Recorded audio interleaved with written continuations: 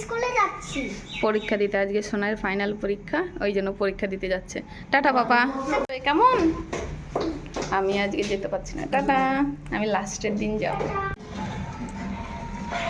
Tata সোনা। শুভ সকাল বন্ধুরা, তোমরা সবাই কেমন আছো? আশা করছি তোমরা সবাই খুব ভালো আছো। সোনাই যাচ্ছে ওর পাপার সঙ্গে পরীক্ষা দিতে। আমি লাস্টের দিন যাব, কারণ অনেকটা দূর, অতটা গাড়িতে জার্নি করা এখন ঠিক হবে না, সেই জন্য যাচ্ছি না।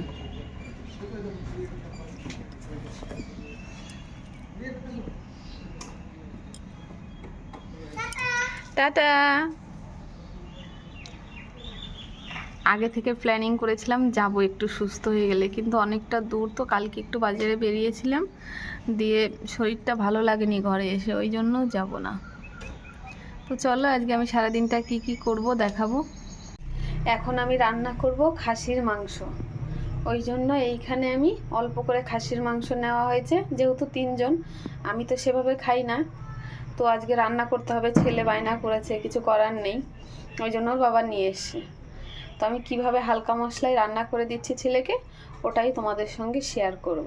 তার জন্য পুরো ভিডিওটা দেখতে থাকো। এই দেখো, আমি এই মশলা নিয়েছি।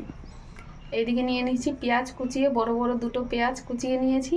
এইদিকে একটু গোলমরিচ, একটু আদা, আর এদিকে একটু রসুন, আর এদিকে একদম ঝাল নয় ওই জন্য 5টা কাঁচা লঙ্কা নিয়েছি, 6টা। ওই জন্য এই হচ্ছে মশলা। আমি কাঁচা জিরে ধনে ওইগুলো কিছুই দেবো না, ভাজা জিরে ধনের গুঁড়ো আছে, ওটা একটু লাস্টে অ্যাড করে দেবো, একদম হালকা মশলায় করব। তো চলো দেখতে থাকো কিভাবে রান্নাটা করি। প্রথমে আমি যেটা করব, এই যে রসুন, আর এই আছে আদা আর গোলমরিচ, আর এই হচ্ছে কাঁচা লঙ্কা। আমি এই 4 ধরনের জিনিস পেস্ট করে নেব, পেঁয়াজটা পেস্ট করব না। আমি আজকে মাংসটা প্রথমে মাখিয়ে নেব, তার জন্য এই দিয়ে দেবো পেঁয়াজ কুচিয়ে,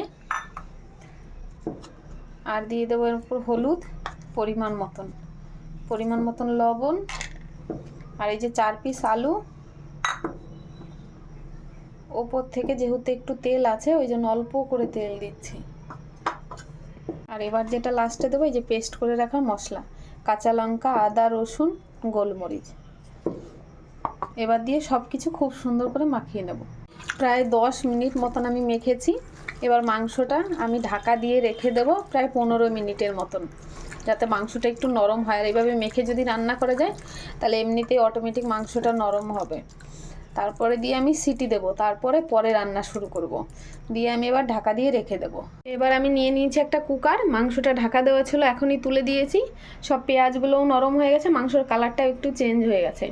তো আমি কি করেছি, এই দেখো কুকারের তলায় একটু জল দিয়ে নিয়েছি, জল দিয়ে এরকম গুলিয়ে নিয়েছি, যার কারণে মাংসটা দেওয়ার সঙ্গে সঙ্গে সিলভারের তো লেগে যাবে, একদম মাংসটা বসে যাবে।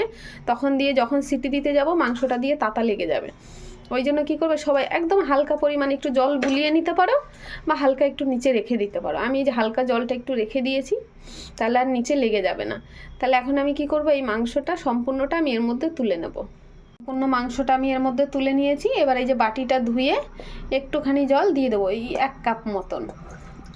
এই যে, আর যেহেতু পেঁয়াজ দেওয়া আছে, কাঁচা পেঁয়াজ, ওই জন্য পেঁয়াজ থেকে অনেকটাই জল উঠবে, ওই জন্য আমি আর এক্সট্রা জল দেবো না। এবার ভালো করে মিশিয়ে জলটার তলার দিকে দিতে হবে, যাতে একদম পুরো জলটা মাংসের নিচে চলে যায়, সেই জন্য এই যেরকম করে নাড়ালেই চলে যাবে। এবার দিয়ে আমি ঢাকা দিয়ে সিটি দেবো। আর আমি বসিয়ে দিয়েছি, এবার সিটি হওয়া অবধি অপেক্ষা করব। আমি 4 থেকে 5টা দেবো। কিয়ান সোনার পাপা বললো যে যেহেতু মটন হচ্ছে, তাহলে আজকে অন্য ধরনের চালের একটু ভাত করো। তো ওই জন্য ভাবলাম যে ঘরে যেহেতু একটু বিরিয়ানির চাল রাখা আছে, ইন্ডিয়া গেট যেটা, সেটা, তাহলে ভাবলাম ওই চালেরই ভাতটা করে দিই। আমি প্লেন করেই করব, যেহেতু একটু মটন কষা করে দিচ্ছি, তার সঙ্গে এই চালের ভাতটাই আজকে করে দেবো ওদের। রান্না হতে হতে বেশ একটু করে নিয়েছি লাল চা। সন্ধেবেলায় লাল চাটা বেশ জমে যাবে। সন্ধে অ্যাকচুয়ালি বলা চলে না, 7:30 অলরেডি বেজে গেছে। আর যেহেতু রাতে ডিউটি আছে, ওই জন্য রান্নাটা তাড়াতাড়ি হচ্ছে আজকে। তো লাল চাটা খেয়ে নেব, দুজনের জন্যই করেছি। মাংস যা সেদ্ধ হয়েছে, আর মাংস থেকে অনেক জল তেল বেরিয়েছে, মাংসটা খুব সুন্দর সেদ্ধ হয়েছে।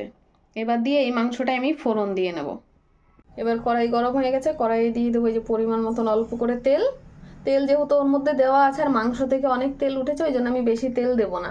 ফোড়নের জন্য নিয়ে নিয়েছি একটা তেজপাতা, 4টে এলাচ, 1 চামচ জিরে, আর একটা দারচিনি। এই দিয়ে আমি ফোড়ন দেবো। এবার তেলের মধ্যে এই ফোড়ন দিয়ে দেবো। দিয়ে আমার ফোড়নটা ভাজা হয়ে গেছে। এবার আমি এই যে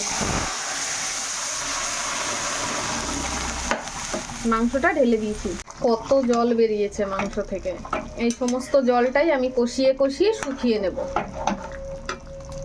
এবার আমি যেটা করবো, এই যে কষানো প্রায় আমার অর্ধেক হয়ে গেছে, আর অনেকক্ষণ কষাতে হবে। এবার এই যে ভাজা জিরে আর ধনের গুঁড়োটা আমি এখন দেবো, এতক্ষণ আমি দিইনি কোনো মশলা। আমার এইভাবে রান্না করলে দারুণ লাগে খেতে, ওই জন্য আমি তোমাদের সঙ্গেও শেয়ার করলাম। তোমরা তেল মশলা একটু বেশি বেশি দেবে, কিন্তু সেম এইভাবেই করবে, দারুণ হবে খেতে। মাংসের ঝোল একদম শুকিয়ে গেছে আর আমি বেশ সুন্দর করে কষিয়ে নিয়েছি। এবার দিয়ে দেবো এই যে ফুটন্ত গরম জল। আমি আর দেবো না, আমি অল্পই ঝোল রাখবো, ওই জন্য আমি এইটুকুই দিচ্ছি, আর দেবো না। এদিকে আমার মাংসের ঝোল একদম কমপ্লিট হয়ে গেছে। এবার এই যে আমি লাস্টে যেটা করবো, এই যে গুঁড়ো গরম মশলা যেটা ঘরে করি আমি, সেটা দিয়ে একটু নাড়িয়েই নামিয়ে দেবো। তো এই দেখো বন্ধুরা, আমার খাসির মাংস রান্না একদম কমপ্লিট হয়ে গেছে হালকা মশলায়। তোমাদের কেমন লাগলো আমাকে কিন্তু অবশ্যই কমেন্ট করে জানাবে। আর যদি রান্নাটা ভালো লাগে লাইক কমেন্ট শেয়ার করবে। তোমরা আমার পাশে এইভাবেই থাকবে, তাহলে আমি এগিয়ে যেতে পারবো। তোমাদের ভালোবাসা ছাড়া এগিয়ে যাওয়া একদমই অসম্ভব, ওই জন্য। তো সবাই ভালো থেকো, সুস্থ থেকো। আজকের মতন এই পর্যন্তই, টাটা।